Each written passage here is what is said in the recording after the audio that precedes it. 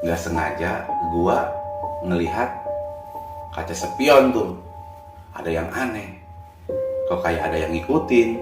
Gua lihat lagi nih kaca spion yang di depan. Nah, kaget gua, wah kerandanya ngikutin tapi terbang dia.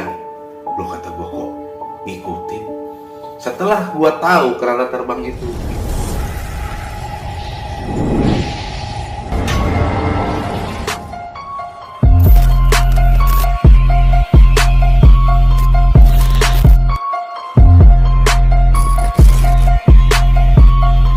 Bismillahirrahmanirrahim. Halo, assalamualaikum warahmatullahi wabarakatuh.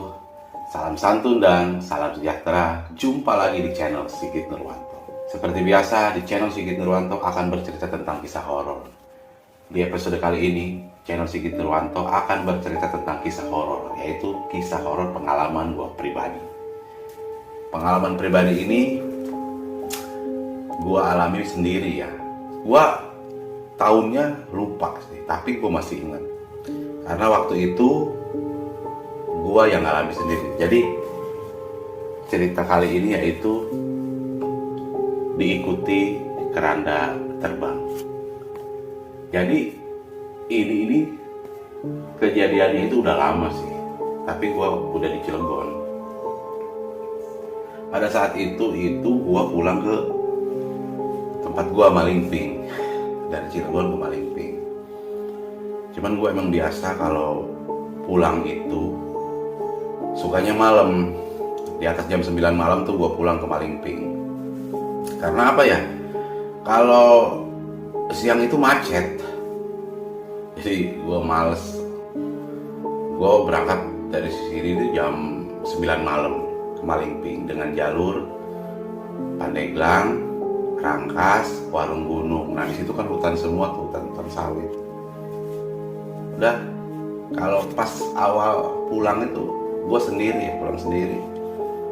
Nggak ini sih, nggak ada masalah. Ya gue pulang di kampung gue di Malingping. Setelah itu gue di sana cuman sehari aja sih, karena waktu itu gue berangkat dari sini kan jam 9 malam, nyampe ke sana itu sekitar jam 12 malam, langsung tidur. Ya istirahat lah, istirahat. Gue bilang ketemu orang tua kan, ya udah Pak, mau langsung pulang lagi karena ya, sibuk gawe. Gue mau pulang malam ini juga mau pulang, tapi pulangnya pulang malam. Ya udah kata Bapak, hati-hati aja kalau pulang. Iya, ya, gue bawa mobil, ngapain takut. Ya udah Pak, saya mau pulang nanti malam aja biar adem. Ya udah, jam 8 tuh gue pulang dari rumah. Santai, karena kan namanya juga di kampung. Pulang santai. Nah setelah itu kan melewati Cicurahem. Nah di Cicurahem sih masih rame. Cicurahem masih rame. Terus lewatin. Nah setelah itu masuk tuh di kebun sawit. Daerahnya apa nggak, kurang tahu gue daerah situ. Yang jelas itu kebun sawit aja. Ya, pertamanya kan namanya itu ya masih suasana kayak hutan gitu, jadi kayak berkabut gitu. Kayak berkabut. Ya udah gue santai aja. Gue nggak pikiran macam-macam ya.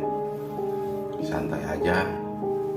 Begitu gua jalan tuh ya di kebun sawit itu, turun kabut gitu, kayak kabut. Gua inget omongan temen gua, kalau di daerah Rangkas itu namanya apa ya, kabut kasisi apa itu. Ada temen gua itu yang namanya si Dadan bilang, ini namanya kabut kasisi katanya. Jadi kabut itu turun gelap, pakai lampu tembak juga nggak tembus. Ya udah gue pelan-pelan aja ya, pelan-pelan gue jalan pelan-pelan. Nah pas di tikungan loh, kata gue itu kayak keranda, kalau istilah Sunda mah kayak pasaran mayat. Ngapain pasaran mayat di situ? Cuman gue nggak berpikiran ya, kalau sekarang kan viral tuh keranda terbang. Ya mungkin itu yang namanya keranda terbang. Kan gue nggak kepikiran. Begitu pas tikungan, wah, kata gue, ini pasaran mayat. Nah kalau orang Sunda namanya kan pasaran mayat nih. Kalau sekarang kan udah viral tuh namanya keranda terbang. Gue juga nggak, ya biasa aja lah kata gue. Nggak mungkin salah lihat gue. Karena nggak mungkin dong pasaran mayat itu ada di hutan. Dan gue juga belum tahu tuh kalau emang ada namanya setan keranda terbang. Yang jelas sih gue lihat itu pasaran mayat atau keranda terbang. Karena apa? Gue dulu itu seneng mancing. Jadi ceritanya kita flashback dulu ya. Gue seneng mancing. Nah kalau jejer, namanya jejer ya, jejer pancingan itu pingin dapet ikan terus, syaratnya kamu harus ngambil bambu dari pasaran mayat itu buat jejer. Nah nanti ini akan gue ceritain karena gue pernah ngalamin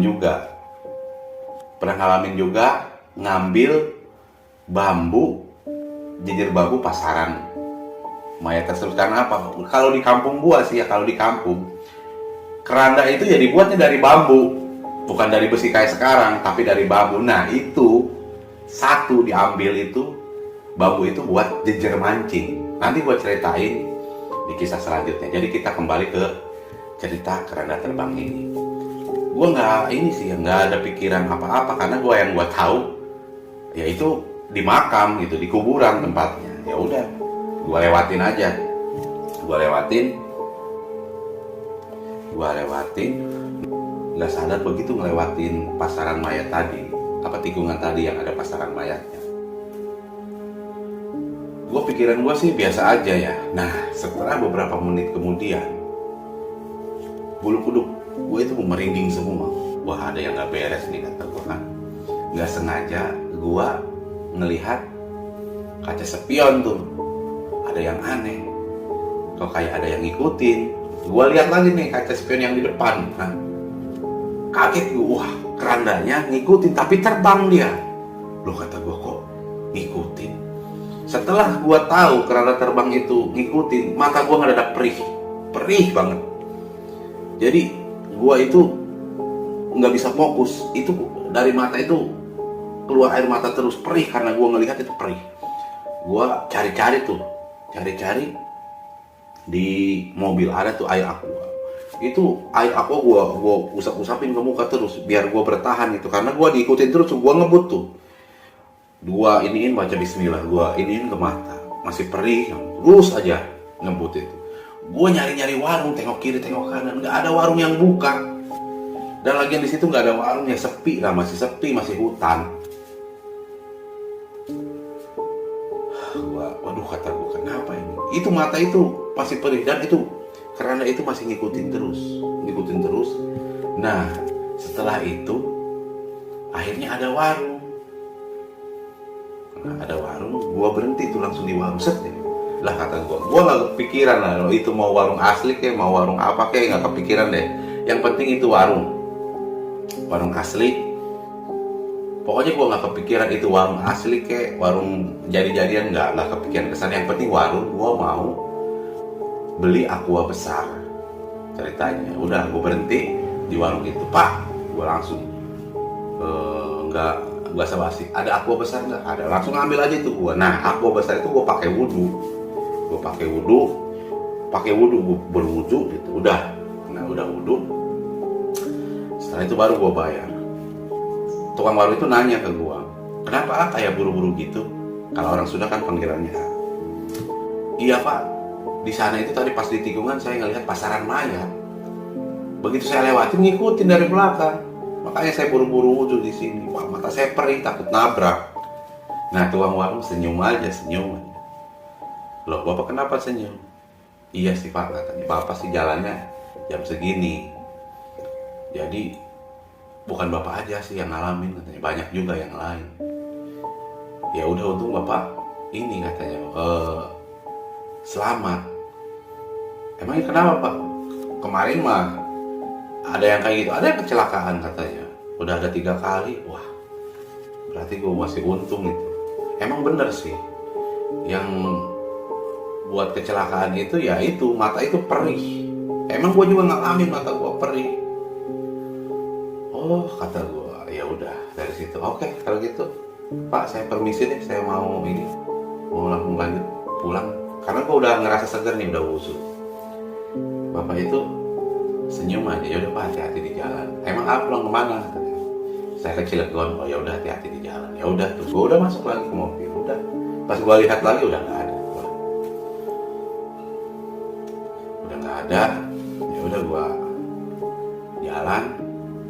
Nah, ada nih agak merinding lagi pas ngelewat kuburan yang sebelum ke Rangkas itu ada kuburan gede. Di situ tuh gua merinding tuh. Tapi gua udah siap karena apa? Gua udah berwudu. Ya udahlah kata saya. Ya udahlah kata gua udah siap ini kalau ada apa-apa ya. Gua udah wudu jadi siap. Udah jalan tapi alhamdulillah nggak ada apa-apa. Akhirnya nyampe Rangkas, langsung tembak Pandeglang, nyampe rumah. Alhamdulillah perjalanan dari Rangkas itu ke rumah ya alhamdulillah. Ya intinya gini sih, kalau namanya setan ya, kalau menurut gua sih, ya namanya setan ya musuhnya manusia. Setan itu makhluk Allah juga, kita juga manusia makhluk Allah. Cuman yang buat kita menang itu, kita adalah makhluk Allah yang sempurna. Jadi gua rasa yang membuat kita kecelakaan itu ya karena kita tidak kontrol. Ya intinya gini, kalau kita kontrol, kita tidak panik, insya Allah sih. Karena apa? Karena kejadiannya kalau kita melihat setan, itu kita panik. Jadi pikiran itu kosong. Ya kita seharusnya sebagai manusia, sebagai makhluk ciptaan Allah yang paling sempurna, ya kita itu jangan panik dan selalu berdoa kepada Allah Subhanahu wa Ta'ala. Karena segala sesuatu ya kita kembalikan lagi kepada Allah. Intinya seperti itu sih. Demikian pengalaman horor pribadi saya. Terima kasih dan assalamualaikum warahmatullahi wabarakatuh.